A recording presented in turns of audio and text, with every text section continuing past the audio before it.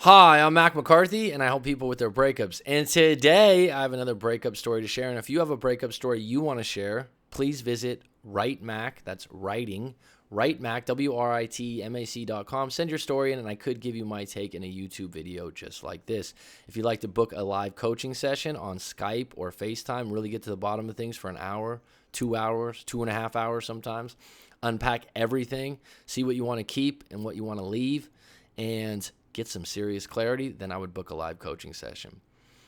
If you like this video, throw me a like. If you don't like it, that's just fine. If you have some comments for this individual or your take on the story, please put it down below in the comments. If you want to subscribe, hit the red button. If you want to hit the bell to get updated on every live stream, do it. Let's get into it, folks. This is fun. I haven't done some of these stories in a little while, so send them in, folks. I'm here for you. Hey, Mac, I'm enjoying your content on breakups and your insights. Keep up the good work. Well, thank you kindly. That's a good start, my friend. I guess this story doesn't fit into the traditional exes and breakup, but I was having a friend with benefits relationship with a girl I was seeing for about 3 months. Things were great in the beginning, but somewhere down the line, we started to break protocol of what constituted friends with benefits relationship, and feelings started to develop mostly on my part. Well, that's what happens in friends with benefits. Friends with benefits has an expiration date. Someone starts to get serious. It rarely ends mutually like, oh, yeah, let's just stop. Someone starts to get serious, and the other person likes the arrangement. But sometimes friends with benefits grows for both people. I've had friends with benefits grow into a long-term relationship before, and it was really nice. So it can work out. Not all the time, though. Being there for when she lost a family member and supporting her emotionally led me to developing genuine feelings for her. Situations like this rarely happen to me because I always keep my feelings at bay, and I never talk to just one woman at a time. But this time was different. I felt as though I never want to hurt her, so I did something stupid and asked her how she felt about me. Based on how she acts with me, I was sure she felt the same as I did, and she confirmed it. She said she loved hearing me say those 3 words, so she asked me to say numerous times for a week. Then something changed. I know it wasn't anything I did except for me saying the L word, which is love. Everyone has a different definition of what love means to them, so keep that in mind. I was acting as I normally do. Then all of a sudden, she started to question how she really felt about me. Well, there was a reason you were friends with benefits. That usually means people aren't ready to be in a committed relationship. They're scarred from a past relationship, or they like to keep their options open, and there's just a place in their life where they don't want to commit. And so them making that decision, they can easily jump out of it because those kind of feelings are probably still there. That's when she told me that her past breakups, basically her first relationship was abusive, and the second one was unrequited. The guy was basically using her and then got rid of her when he found someone he liked. Well, if you get used in a lot of ways, abuse is non-negotiable in my book. That there's no reason for that. Physical or verbal abuse is something that I won't go, oh yeah, there's not a big deal about that or this or that. No, that's something as an individual is extremely scarring. We talk about PTSD or trauma, and that'll have PTSD on an individual out of a relationship. And so I'm sensitive to that.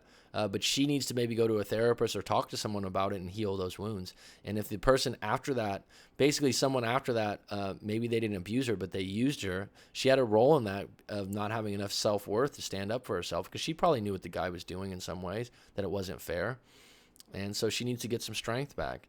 I'm sure that really put a dent in the self-esteem. And she said because of that, she's just focusing on her school until I came along. Well, yeah, she's probably at a stage where she's been wounded by love. And she's scared to commit because the 2 times before she's been burned. She appreciates me because I treat her way better than the exes did, something she's not used to. This is a great point. This comes up a lot. I've talked to guys about this.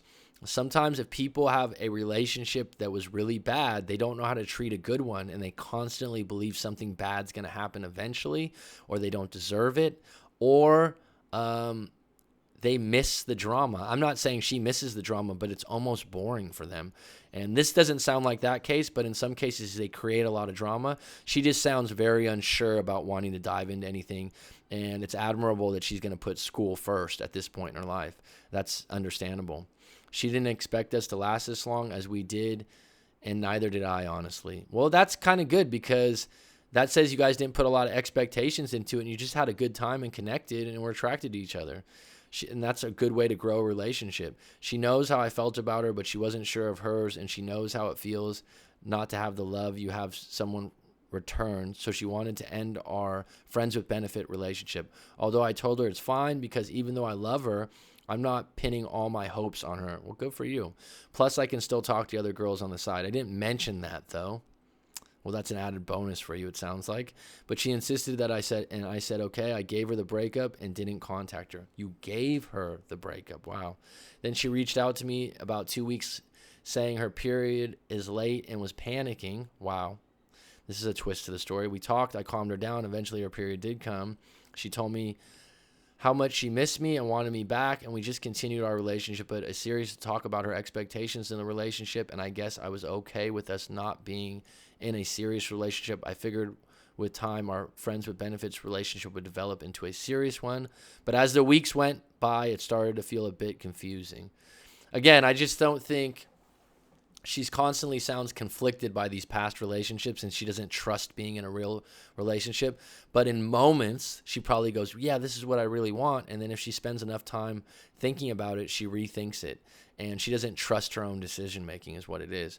And it sounds like you're not all in either when you said, oh, I can still see other people and I'm not usually this connected. Our friends with benefits relationship, all the trappings of a serious relationship. Interesting, if you use the word trappings, that means that you have a negative view of a serious relationship. I couldn't think of her as anything other than a serious girlfriend. In my frustration, I went online and posted my question online on Quora to get the community's perspective on the situation. Unfortunately, she saw the post and how I really felt about our relationship, and that prompted her to break up with me again. Well, she found out how you honestly felt in your honest question, so honesty prevailed, if that's a good thing for you. She said that it will never work between us because we are too different and don't have the same goals in life. Well, that's a big reason.